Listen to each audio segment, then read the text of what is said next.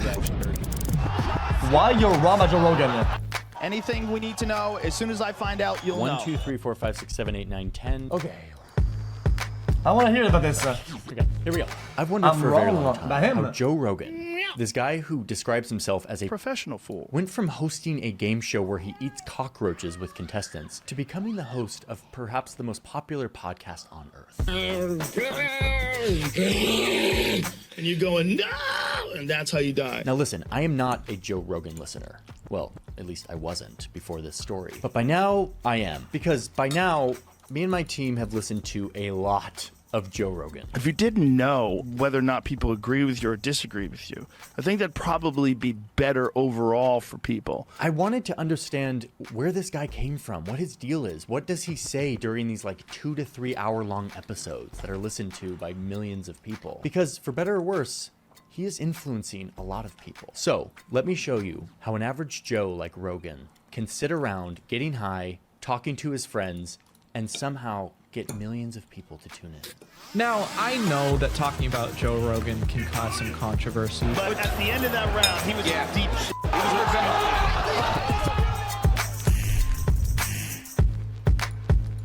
He was Before we get into it, let's thank today's sponsor. So, it's 1987. I'm gonna link this video.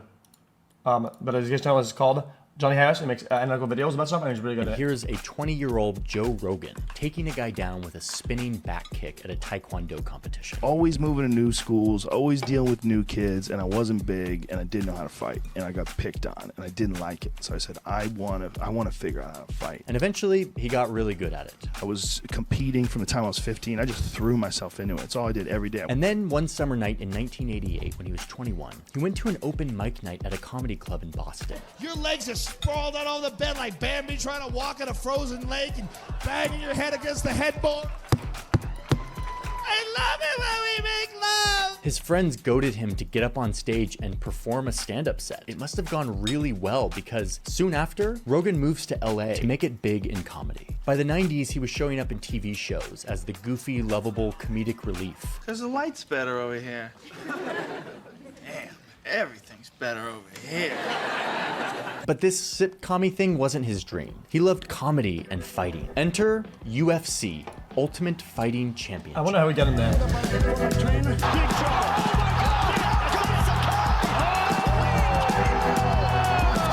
Okay, so it's the late 90s, and now Joe Rogan is like a UFC commentator personality, interviewing fighters backstage. This is actual footage of his first appearance. They are anticipating a wipeout in the finals. And I mean, this guy's good. Like, he's got such a magnetic personality, even back then. By the time he was in his 30s, it was the 2000s, and Joe had proven to be a talented host and entertainer. And he was chosen to host a show where contestants would be pushed to their limits to test their fear.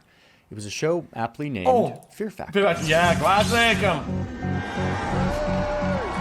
Fear Factor. I mean, I remember this from my childhood. The show had like a huge impact on our media culture. You know what, Chad? I feel like people kind of think that the spot for animators for these shows is kind of easy or whatever, right? I think that role is really underlooked because they do really good, right? But because they're not the main star of the show, right? I feel like we kind of forget about them a little bit. That's my at least for me. I think it kind of laid the foundation for sensational reality. They're overshadowed. It was disgusting and sometimes just downright horrifying. But honestly, it was brilliant because it was impossible to look away. What was that? Relax, Sherry. Sherry, relax. So Fear Factor was like the big leveling up for Joe Rogan. You know what? Again, very fortunate. It was a great gig, plenty of money, and it was all good. And it definitely helped my stand-up because it gave me you money too. It gave me the ability to not worry about like having money in the bank. And by the end of the early 2000s, Joe had a lot of experience. He was an entertainer. He was a comedian. He was a host. He was an actor. He had built a hefty network of interesting people. He was charismatic and tough and funny and hardworking. All of the ingredients he needed for his next. The show was huge, but a lot of shows were huge, and the people that animated it were poor. They scammed them a lot. It happened a lot. Podcasting. On Christmas Eve 2009, Joe and one of his comedian friends recorded a 2-hour podcast. It was a sprawling conversation covering everything from conspiracy theories to game addiction to sensory deprivation tanks. It was honestly a good omen for what this show would become. He called his podcast the Joe Rogan Experience, kind of a nod to Jimi Hendrix. Now remember, in 2009, podcasts weren't really a thing yet. You had a bunch of like sort of radio shows that were making it onto podcasts like This American Life or Planet Money, Stuff You Should Know, but this was all very new at the time. But that changed when people could stream podcasts on demand with their new little internet-connected pocket computers. Right from the beginning, Joe Rogan's show was fast, prolific, and consistent, uploading multiple times a week. And by the end of his second year on the show, he had a bunch of big names as guests. We've done everything wrong. These were young male elephants. They are the fastest moving creatures, I think, in the wild once they get going. And they hate bright shirts, which of course we were wearing. They're spooked by people holding implements, which of course that's what we were doing. And they particularly don't like being herded by people 1,000th their weight. At the beginning, they were mostly comedians and fighters. I'm thinking about Tom Cruise and Scientology. There's a man using every ounce of what Scientology is offering to make himself the best available man that he's capable of being. Yeah. Then you've got Travolta. But soon he started to branch outside of comedians and fighters to a different genre of people. Let's call them thinkers. Workers don't have the right to engage in collective bargaining in the United States until the 1930s. Like thinkers, and then the screen rolls to fucking Miley Cyrus. 30s. That's where that whole idea of let the market decide falls apart. He would have philosophers on, and politicians, scientists, you name it. The show started to become just a grab bag of any interesting person Joe Rogan wanted to have a conversation with. Neil deGrasse Tyson, the astrophysicist, appeared a few times. You get a multiverse. We didn't pull that out of our ass. That came out of the equations. Soon, it was bigger and bigger names. Elon Musk, Multiverses? Russell Brand, Nick Kroll, Jay Leno, Jordan xQc. Peterson, Wiz Khalifa, Dr. Phil, Travis Barker. By the late 2010s, the Joe Rogan Experience was reaching around 11 million listeners per episode, making it the most popular podcast ever, at least on platforms like Apple Podcasts and Spotify. Like, I had never listened to this, but I knew of Joe Rogan because he's kind of everywhere when you're scrolling through any podcast app. So then in 2020, Spotify was like, any app. I want a piece of this, like, giant popular podcast. And they bought the exclusive rights to the podcast for $200 million. Which is unbelievably insane. This was a huge deal for Joe Rogan, but also for podcasts. Let's go. Even after this big deal, the show retained its unfiltered quality. It still was Joe Rogan sitting around, chatting with mostly dudes, talking openly and unfiltered for hours. You don't know what a bear is. I've seen a bear in the wild. When you see a bear in the wild, you're like, oh, you don't give a fuck about me. Often getting progressively more high with his guest. Do people get upset at you if you do certain more things? high? There's tobacco and marijuana in there.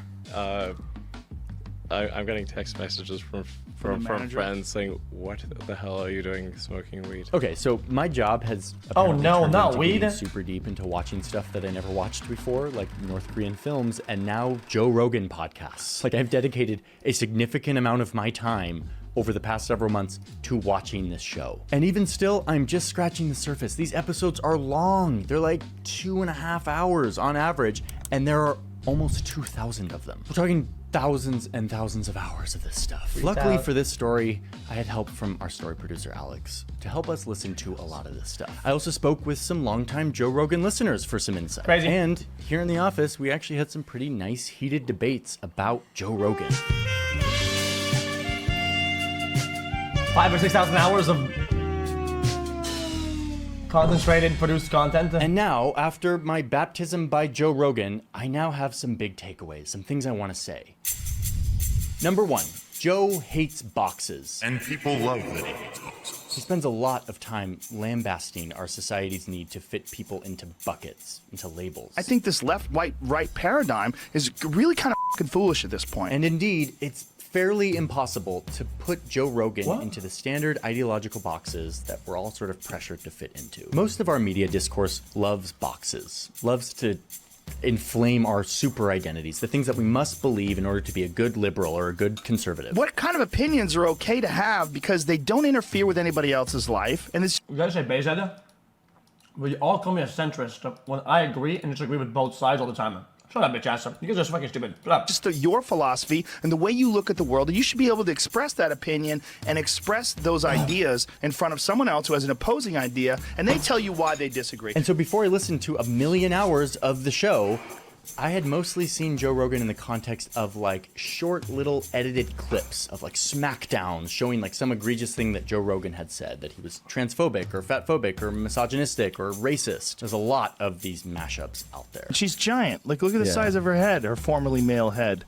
Yeah. That's a giant We woman. walk into. We walked in, dude. We walked in the door, and there was no white people. There was no white people. Wow. I don't get it. That video is so bad it actually made me miss the N-word video. And when you watch this stuff, it's so easy to just like slot him into like, oh, he must be like some far right sort of like racist react. Guys, he said we walk into the what? Because I don't even know what they said. They just blurted out. At least we got the first couple letters. We could know what they said. I don't know what they said. Reactionary commentator. So I was surprised, honestly, when I listened to a lot of this guy to find out that his politics actually lean mostly left. She's the wife of the best president that we have had in our He lifetime. openly and earnestly voices support for everything from universal health care to abortion to gay marriage to recreational drugs. I lean way left when it comes to those kind of things, gay rights and things like social programs for disenfranchised people and disenfranchised communities. I lean way like if I want my tax dollars to go to anything, I want it to go to making people's lives easier. I'm not right wing at all. Oh, okay. No. That's wild. No, there's nothing about me that's right wing. He even endorsed Bernie Sanders, the Democratic Socialist, in 2020 after having him on the show. There's not a single human that can speak for all the American No, people, I but you hate could look out for the interests of the American people, and I think Bernie Sanders definitely does do that. You got 3 people owning more wealth than the bottom half of the American society. You don't see that on television too much, do you? No, you don't. 3 people. You got the top 1% owning more wealth than the bottom 92%. What are the misconceptions of you? Because here's the if you go to the knee-jerk conservative reaction, you talk to people who are not interested in anyone that wants to be a democratic socialist. They hear the name Bernie Sanders. The negative implications are that you are somehow or another going to take their money. Right? Is that annoying to you? Yes, it is. Of course it is. Oh, and here he is with presidential hopeful Andrew Yang, agreeing with him on the super progressive idea of universal basic income. My initial knee-jerk Bro, why would I apologize to Bernie? Bro, I'm pretty sure the guy's richer than me. Richer than, bro. reaction was, get the out of here. Like, universal basic income, just going to give people money, they're just going to be lazy, nothing's ever balling gonna get out done. there. That's a terrible idea. And then I started paying attention to the rise of AI and automation and how many jobs are going to get taken away from. And then once you see the actual numbers, it's pretty staggering. But despite thinking that, he presents his ideas in this very kind of anti-woke, anti-political correctness, say whatever you want type of vibe. And this is confusing, but also very appealing. People love to listen to a guy whose views and language are all over the place. I think for a lot of people, it's like a respite from the predictable lineup of popular voices that tow a predictable list of beliefs, opinions, views, and enemies. Rogan's style is rare, and I think people like that. Which gets me to my second big takeaway. Joe Rogan sells contrarianism. That is his product. A quick reminder that Joe Rogan isn't... You want to know why that isn't? People are scared that people are gonna. Guys, I've said this a million times. People are scared that people are gonna stop them. People are gonna put stuff in their tracks based on what they say, right? And the only person that stops you from doing you most of the time, unless you're fucking mega racist and shit like that, is you. People can't really stop you. So if you're just gonna keep doing what you're doing, you're chilling the fuck out. And it doesn't matter, chat. What comes out, what we were saying, whatever the fuck. As long as they just keep going and keep doing them, and they don't get stopped by the platforms or whatever. They're chilling the fuck out of them. Yes, I've said this a bunch of times. I don't know why you guys say question mark to this. It's very. It's like a self-cancellation fucking theory. Okay, that's very important. People get mad. Okay, cool. Next episode comes up. Oh, people are mad about whatever I said. Okay, cool. Next episode comes out, and it just keeps going. Just a guy. He is a commercial and he always icon, wins. a seasoned performer who performs for an audience for money. He knows what people want, and he is selling something very popular. an alternative to the endless, reductionist, polarized name-calling of our current discourse. They all do the same move. They drop down and do the splits. That's what I think when I'm watching your shows too. You know, all the same stuff. But and he goes to great lengths to stake himself out as this anti-authority, anti-establishment platform where anyone can come and talk. If you're in one camp, you're supposed to have all the opinions that one camp has. Yeah. And if you do not align with all the opinions that one camp has, you find yourself cast out of the group. No woke police, no mainstream media bias, no corporate deception, just an earnest, curious guy trying to find the truth and not really worrying too much about changing his language to fit the politically correct sensitivities of the day. What I didn't anticipate was social media and the echo chambers that it would provide. Right. And that these ideological echo chambers also come with virtue signaling. And that people get on these things because you're only dealing with a short amount of characters, and you state something that you know is going to get a bunch of likes, and people are very addicted to likes. The fans I talk to love this about Joe Rogan. Like, he's like the antidote to like the corporate mainstream biased media that's polarizing us all. And frankly, I think he leans into this as his brand. Which gets me to my third point, and this is where I have my biggest critique of Joe Rogan. Joe lets people talk and talk and talk and talk. The principles of human interaction on this planet are largely dictated by our ability to discuss things. Let's see. As we've seen, Joe has had a huge variety of guests on his show. A lot of these are like famous people that you just get to watch talk in this sort of unfiltered way. Let's see, chat. I think this is gonna be contradicting to what you said earlier. Maybe I'm wrong. Let's see it. Like Robert Downey Jr. or Miley Cyrus. But then you also have a lot of people with big opinions and big points of view, from super mainstream and respected voices to experts on like really specific science things. But then you have a handful of a lot of controversial fringe characters, people who have been censored or canceled by the mainstream media. And honestly, I think Joe takes huge pride in having this spectrum of different points of view. And now, he should. I don't know Joe Rogan, but my guess is that half of this is his personality. He seems to be a guy who loves to discuss things with people. He seems to have an open mind. But I think half of this, again, is a response to the upkeep of his brand. I think he likes the appeal of being this anti-mainstream platform. I don't even... who has been... Okay, guys, I'm not trying to be contrarian. I swear to you guys, I actually disagree with that. I think there's some sort of... I just think that there's an appeal to having ideas that are sometimes kind of far out, right? That could have some validity, and you think that they're misunderstood, or you misunderstand them, and your interest of having it on the show is to understand them personally, at which you can break them down or not in a one-to-one, right? And that translates that to the audience, but maybe he actually cares about that, and he wants to know, right? And I think that matters a lot, and he shouldn't say a lot about his fucking intentions or whatever. Canceled by the that's simple. mob can come and get their fair shake, tell their side of the story. I mean, you don't have to agree on everything in order to have a common sense of the important values that unify the country, or should. Yeah. And here comes my big critique. I think there's a fallacy tucked into all of this. When Joe has these people on, it almost feels like he's giving them a chance to tell their side of the story. Which like he they should. don't have a place to... What's up? Yeah.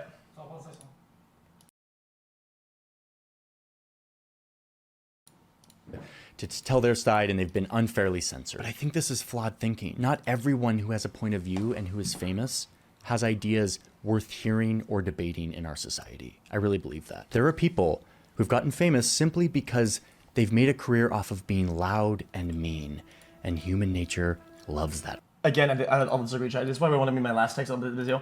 I sincerely disagree. You want to know why I disagree with that? Is he praises him for being him and being himself as a journey, and as a I'm gonna meet this guy and he's learning, he's asking questions, he's dialoguing with people, and he's just talking and having opinions and just kind of going through life, right, on the podcast.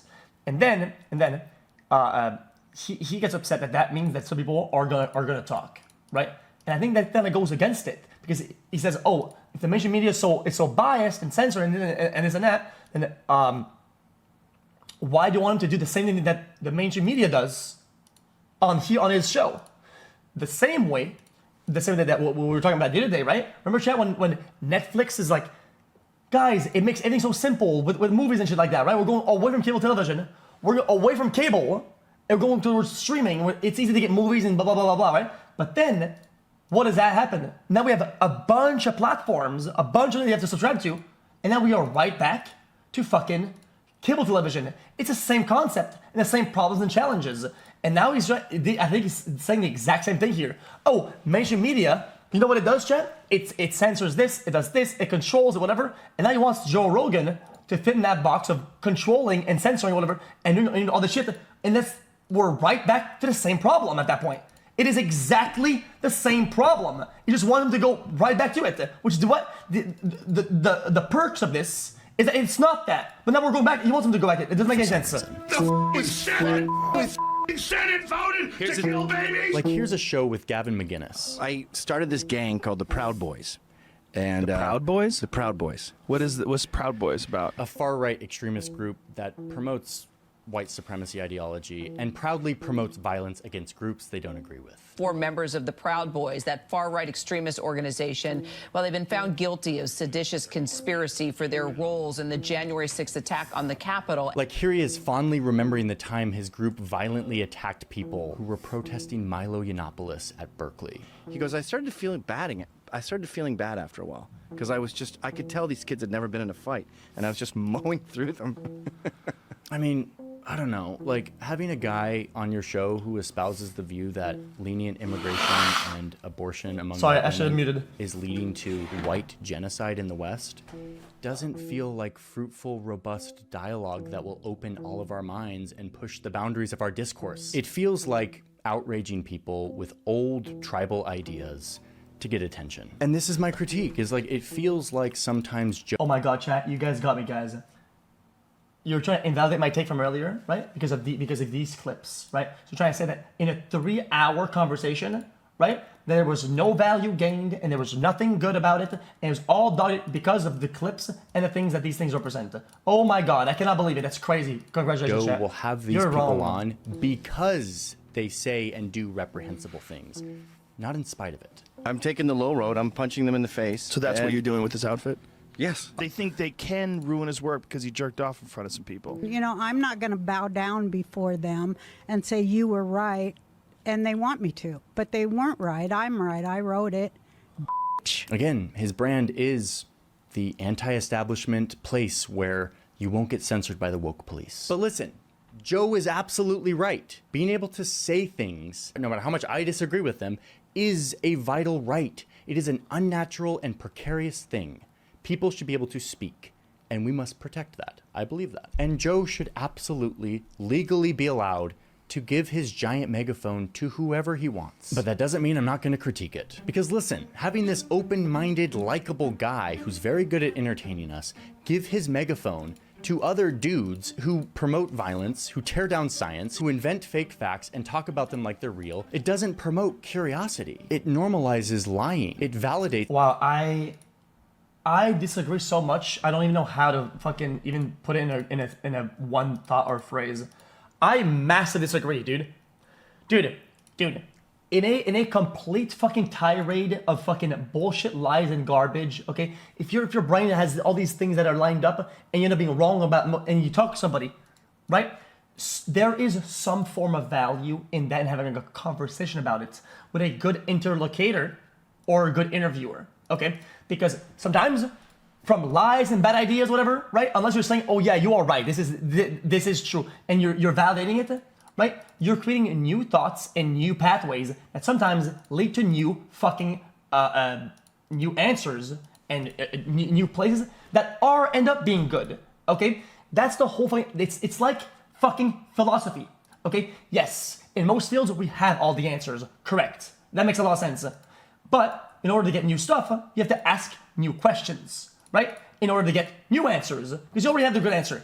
And some of these dialogues sometimes entertain a dynamic that creates these new questions that give us new answers that are at value, even if it's 0.01% and there's only just one good word out of all of it. That's still value. And your take on it is fucking irrelevant. You're dumb. I don't want to hear it. It's factlessness, which is something that, if you haven't heard, we already have a problem with. We're already battling that. Nuclear bombs actually don't exist. that they never actually figured it out, but they realized that the threat of nuclear bombs is good enough. But Eddie, you can see the bombs. The atom bombs? But how do you know by seeing? That makes no sense. Okay, you know what, dude? Fuck you, dude. Okay, watch this. Okay, the pyramids. Watch what goes about the pyramids. Well, the guys yapping. Are they druggies? Maybe. Maybe you're right. Right. And they lifted. What if people said, guys, the pyramids in Egypt, dude, they built it because of this and that, right? And we just stopped right there. Fuck it. Anything else is anti-science, anti-brain function, because we already have the answers. They place the rocks with fucking sliders and fucking and sleds and water or some shit, right? And then we just fucking stop entirely, right? Then that becomes the truth. And it's cemented and we just can't do anything against it, right? You know the guys were saying some where they were like yapping and shit and whatever? I still think that there's value to keeping some sort of dialogue or some sort of interest into that, right? And so for people to come up with new theories, new conclusions, and then you have more material to go down from to get to other places. That's it, dude. It doesn't mean that they're right. It doesn't mean that you validate them. It's just a conversation. You think that it breaks society to fucking have these conversations to be broadcasted somewhere is stupid. It's dumb as fuck. It means that we have to say, guys, everything out there that is true forever and will never change. That's how we stop improving, you dumb fuck. And this feeling really hit me when I was listening to the episode with Alex Jones. Alex Jones, a man who has created an empire off of promoting lies and warped information so that he can sell health supplements. Our fertility is being targeted, and it's dropping across the Western world. Ladies and gentlemen, Anthroplex is the newest addition. Why does anybody that make money with something, it's everything they do, it is their motive to make it is their motive to sell it. I fucking hate this dumb fucking brain that, guys, not everything you say is controversial on purpose to sell something. It's just not like, why does that not, if you apply this argument across the board to all other forms of media and people, right? Then it loses its value entirely, because then you understand it's oh my distress of fucking dumb. InfoWarsLife.com. A man who was recently ordered to pay $1.5 billion in damages to the families of the Sandy Hook shooting victims for spreading lies about the shooting being a hoax. And yet here he is on the Joe Rogan Experience, getting a chance to tell his side of the story. When I started getting accused 4 years ago, a couple years into it, when I said, no, I think it happened, then people that I had interviewed and things started saying, he's involved, he's one of them. Because you are now saying that it happened, they thought that you'd been compromised. Yes, and then I was realizing,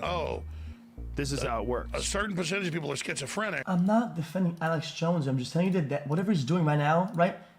Dude, the thought process isn't oh, dude, because down the line I'm going to be selling some fucking powder for some bullshit, dude. Dude, that's not all like that. Stop making everything so boring and bland and one-sided. It's just not that simple, dude.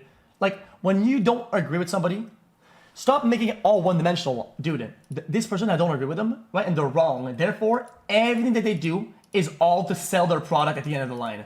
Dude, don't do that, man. It's lame as fuck. Exactly. And then they just think everything's a conspiracy. Now listen. Then you're gonna justify that everything I do, from the moment I wake up to right now, to what I'm saying right now, check us, I'm being controversial. You wanna know why, dude? Because later down the line, we might switch platforms and gamble and make money, and I did it all to push gambling, to make some money, and it's all for money. Like, oh, dude, stop, relax. Take a seat. Stop being such a fucking bitch for a minute. Christ. Tell you the truth right now and admit something, which is that when I watched this, I actually had a moment where I was like, oh my God, like, here's Alex Jones in this, like, very calm environment. He's not, like, yelling like he does on InfoWars. My heart's big. It's got hot blood going through it fast. I like to eat.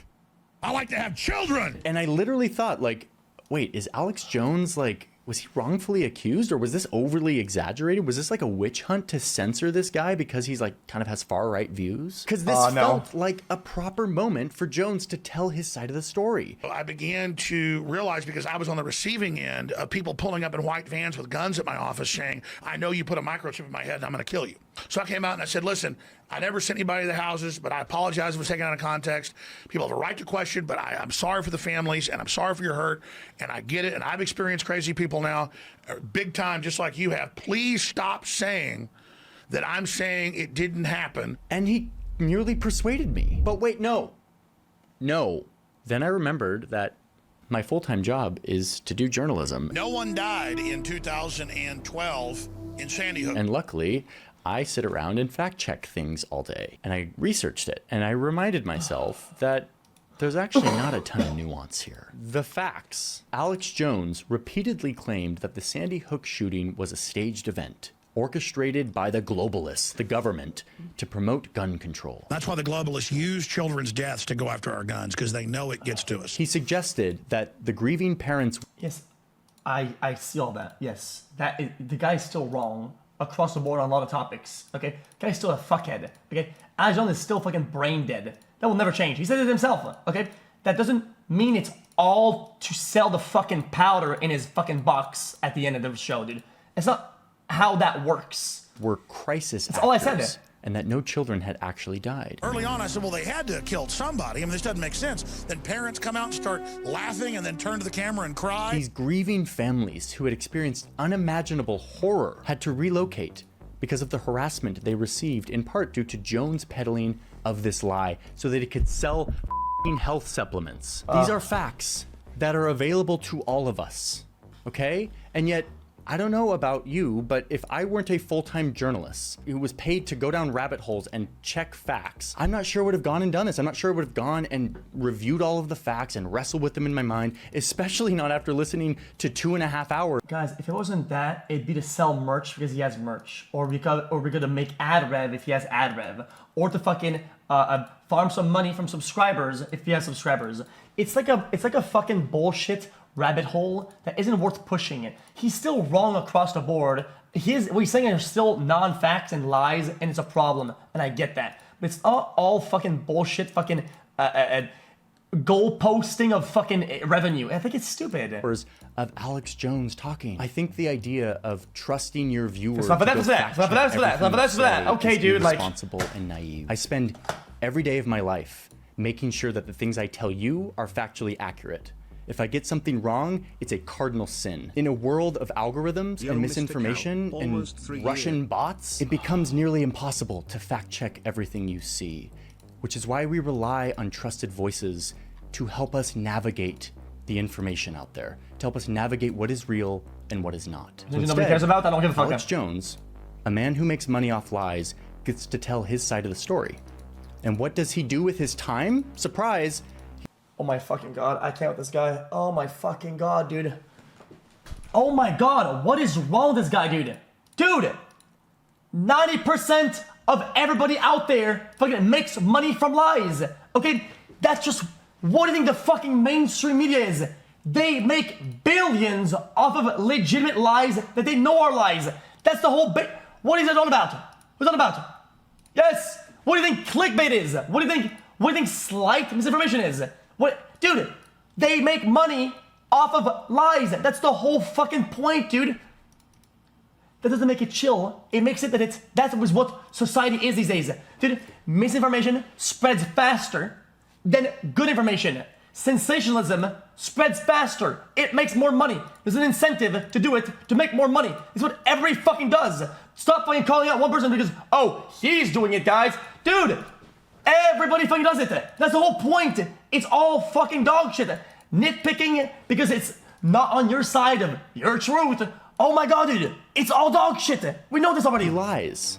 The amount of Sandy Hook coverage against me has been so insane and so huge because it's supposed to be the first domino that once I'm taken down, then all the dominoes fall. He tells a story about how this was all one big conspiracy to take him down. Now, of course, there is more nuance to this conversation as usual. Rogan does push back a few times. You say, okay, Hassan, brother, listen, I like Hassan.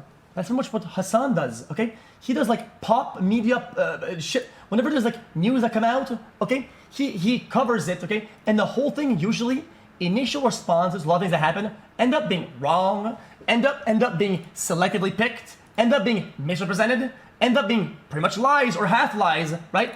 And it's all shit because it's better to just wait at the back till all the information is laid out there and make a proper news analysis. That's what you should do if you actually care about the truth, unless you don't. Which is the whole fucking point of this shit, okay? So they say that it's a Hassan thing, is a fucking brain dead. Because the correct way to do it, we give all the pieces and say, guys, this is how it is. But they don't fucking do that, right? Because it makes money. Everybody does it one way or another. Stop fucking saying this guy's wrong because he's doing it like this.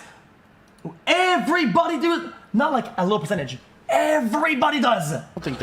I think the majority of them are angry because the narrative has been that you're sending people to these Sandy Hook families' homes. But I guess I'm wondering why. Why is this the person that you want on your show, Joe? You're a curious, open-minded guy, and you've decided that this guy's voice, is who deserves your megaphone to 11 million people. And this doesn't even get to the other hours that Jones has on Rogan's show, where he outlines his theories on genetics and race. Native Americans, you can mind control really fast. Why is that? Well, it's like Vietnam. So Asians are about the most fearless killers there are. You're like, Native Americans, they're the best out there. They can do mind use. Native Americans are the easiest to do mind reading to because, they're like one unit. And the Asians, it's just like so crazy. Oh, and this clip has less nuance. Like if you listen to the whole thing. Guys, I just thought this was about fucking Joe Rogan. Guys, I'm not even defending him. You're just, bro, why does it, chat, you guys have to ask, this media, okay? This sphere of internet bullshit has gone fucking dog shit. Every time you say something, right, that isn't full on, right, against somebody, right, like, if it's not full on against them, oh, dude, you're defending them. If somebody, dude, let's say somebody, right, has does something really fucking bad, okay, and shoots a gun, and it's terrible, and they shouldn't do that, right? He's like, and you go in and say, okay, this is all bad, right? Oh, but that was like, okay, no, I'm using another topic because this is gonna get out of control. Right? Let's say some guy pulls up, right? And he's like a bad person. He does something bad, right? He pulls up in a car that's really fucking nice. It's a really fucking nice car, and it's well taken care of. And then you see the video, and he's like, wow, this guy's a fucker. This guy's doing something bad. And you say, oh man, this car is kind of sick. Oh my god, are you glazing this bad person? Dude, are you saying that like, are you like defending him? That he has a nice car? Bro, relax. It's not because somebody does all bad, that it's all of it is bad. You can still be like not even a devil advocate. You can still that there's multiple components in somebody. You can hate somebody, admire one. Andrew Tate, okay? A lot of his takes I think are dog shit. A lot of them. A lot of his ideologies and his ways of communicating are shit. They're damaging and stupid. But his views on motivation and discipline are very sound and are very good, and if applied, make you a overall more successful person. That is just a fact. Doesn't mean that I'm a glazer, guys. I'm defending Andrew Tate. No, his views on self-discipline and motivation are very sound. They are, and that doesn't mean that you're glazing and you're defending him. That is not what that means. You're just being fucking stupid. It's cringe. Saying people like, oh guys, all these bad takes, right? And then he says like, dude, you should try to be a better person. Dude, like wake up in the morning and go to work. Yo, dude, like giddy up and provide for your family. Shit like that. Like, dude, how are you gonna disagree with that? It's a good thing. Good, like take care of yourself. Like holy shit, man. You're actually These just are crazy. watching Alex Jones talking nonstop about totally bullshit theories on race and genetics. And Joe is just sitting there nodding his head. Native Americans are gung-ho and they're tough and they're ready to fight. And I'm part Native American, only like 6% Comanche, and Texas. And just that little bit makes me wild. No, they're not breaking any laws. This is their right.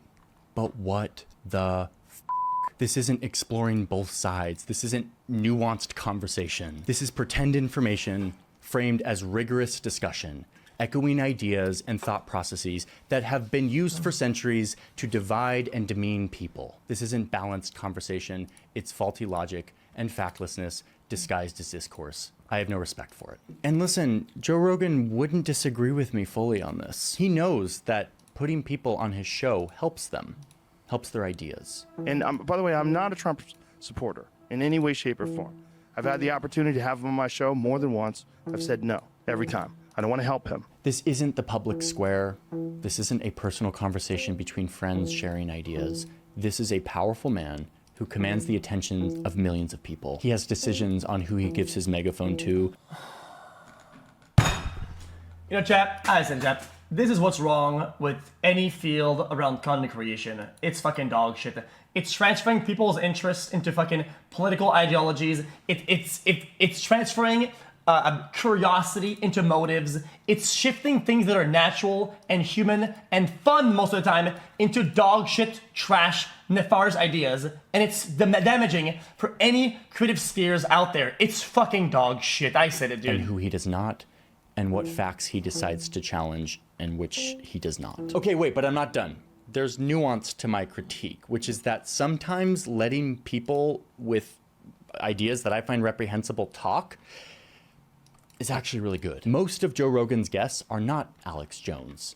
They're honestly interesting, stimulating conversations with a lot of really interesting people. And even the ones I disagree with, there is so much value in letting them talk. Like I listened to this 2-hour conversation with Candace Owens, a political pundit who I deeply disagree with. I mean, she's called Trump the savior of Western civilization. She's called Black Lives Matter a bunch of whiny toddlers pretending to be oppressed for attention. I deeply disagree with this woman. After listening to the show with Candace Owens, I still deeply disagree with Candace Owens. In fact, I found more reasons to reject her approach to politics and facts. So let's say we all agree that global warming is real. I don't believe it's real, okay? So I can't sit here. But here's the question. But why have a belief? What do you mean? Why have a belief as to whether or not global warming is real or not real? Because I just find that when things you don't understand the science. You are correct. But crucially, suddenly what I couldn't do was hate her like was so easy before. It's really hard to hate someone when you listen to them speak. I received some voicemail messages from about 4 kids, and the language was Guys, I don't know what you just said. I don't think I understand what you said. It's pretty strong. It was like, we're gonna tar and feather your family.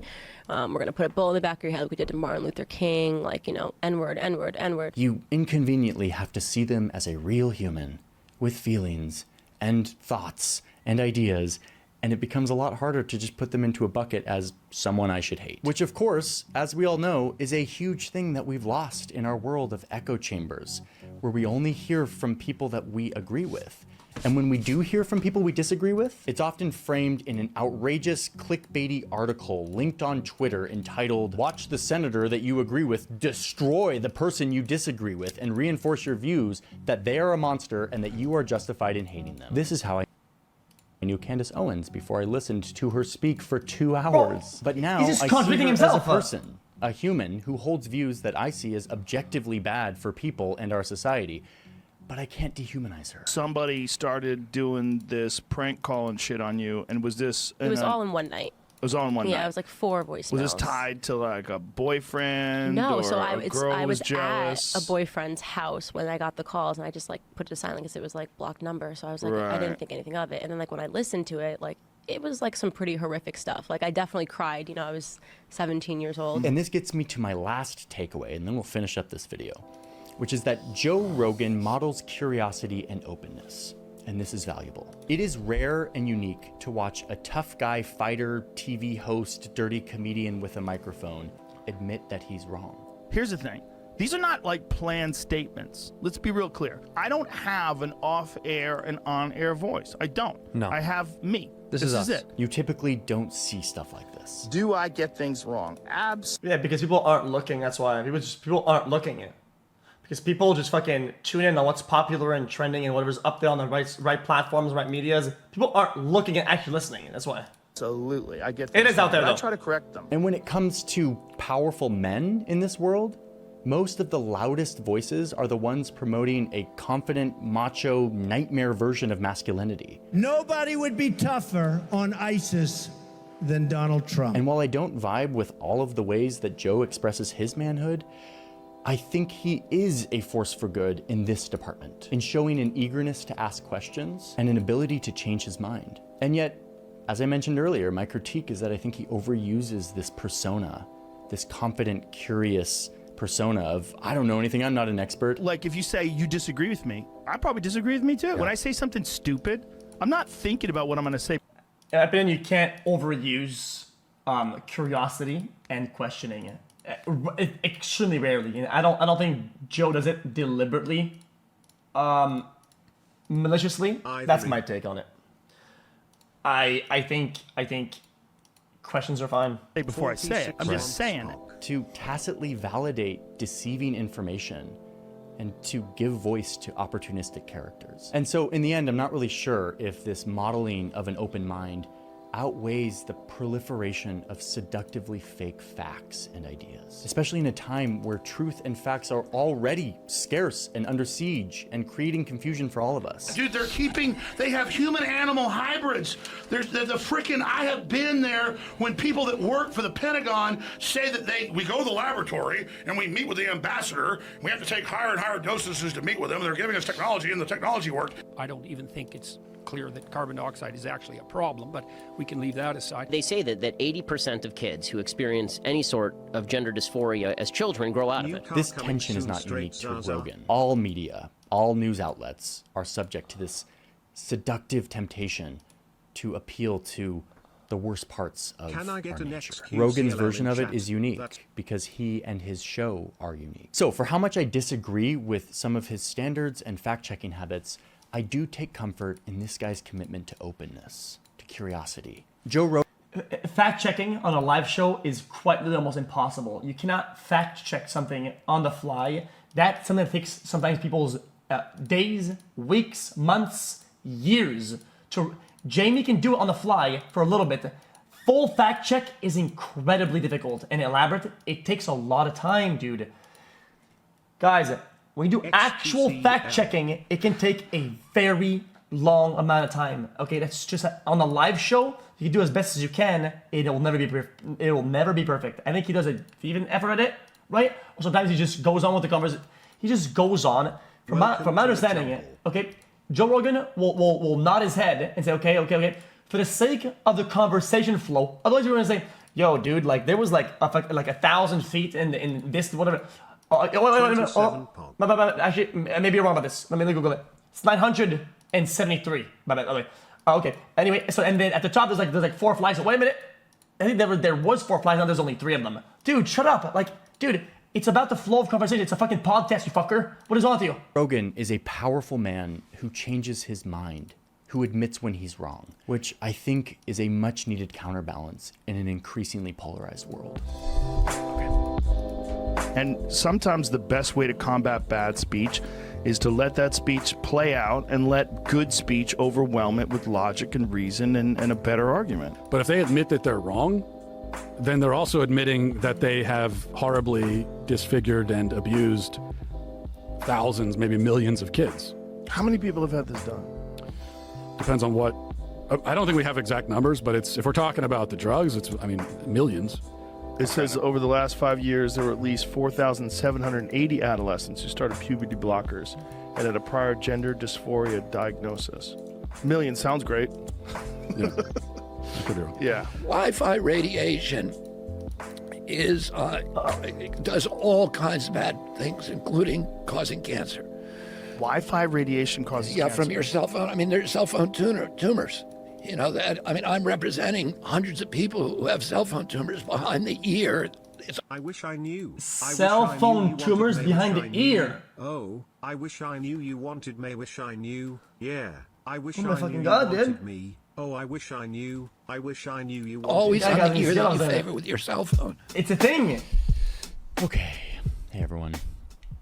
Thanks for watching my big, long video essay on Joe Rogan. Been thinking about this one for a long time. Let me tell you about a couple of things. First off, I made a poster, a physical product, a thing that exists in the real world after a decade of making things that only exist in pixels. So he's in the trying to do here. I enjoyed the video. So guys, I enjoyed it. The video. I just like when his guys' videos are more informative than opinionated. Because that one felt like it was extremely opinionated. It seems like it's a lot of bad faith arguments kind of done deliberately. Which usually I try to stay away from overall. When it's bad faith. Because bad faith kind of sucks. Okay? Bad faith, you're just kind of like... Because you're assuming the worst almost on purpose ahead of time. And if you did that with everybody and everything, you wouldn't really go anywhere. Yo, this is X on the beat, yo. Okay. My voice as well. That S. Anyone knows that boy? I don't know, he's just so soy. Anyone knows that boy?